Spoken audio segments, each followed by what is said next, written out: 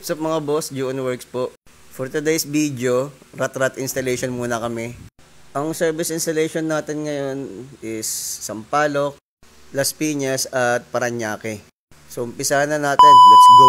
First stop, Sampaloc, Manila. Ito, kararating lang natin dito, alas 8. Ang gagawin natin is GPS tracker para dito sa Toyota Vios Gen 3. Gaya ng dati, for privacy purposes, hindi natin isasama dito sa video yung pag-install ng GPS.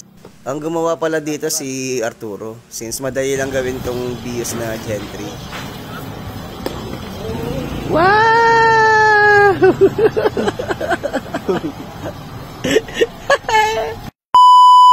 Dito on the way na tayo sa second installation natin. Sa Gatchalian, Las Piñas natin gagawin yung sasakyan.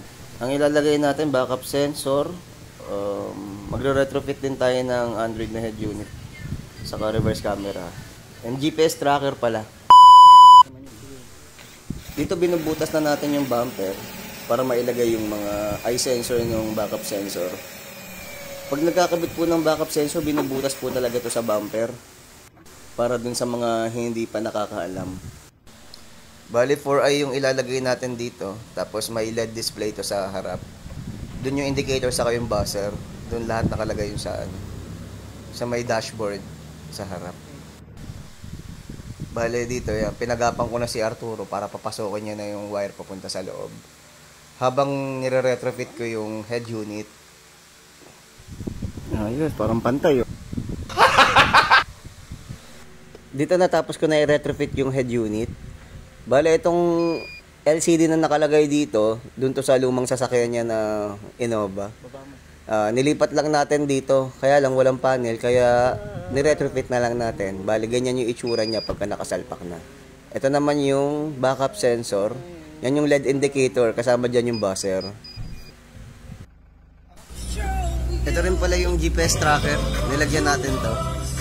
Kasi for rental din. At ito, tapos na natin install yung backup sensor. Ayan, 4i siya, 4i sensor. Then, may backup camera din to nakasama na dito sa likod. Ito yung finished product natin mga boss. Ayan. Retrofitted lang yan 9 inches. Nagpalit din pala tayo ng head unit dito sa Toyota Wigo. Nabasag kasi yung stock na head unit nito. Ayan. Ayan, basag yung screen. Kaya pinalitan natin ng ganito. Ito galing to sa Toyota Vios eh.